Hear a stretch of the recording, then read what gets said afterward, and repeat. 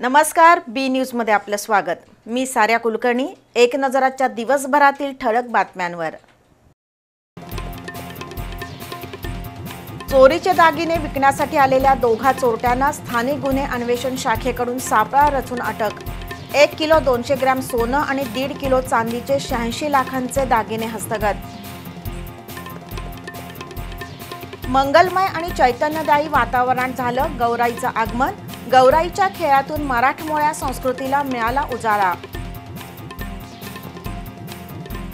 नगरोत्थान योजनेतील स्ट्रॉम वॉटरच्या कामात ठेकेदाराची दिरंगाई। रस्त्यावरील पाण्याचा योग्य निचरा होत नसल्याने रस्ते होत आहेत खराब।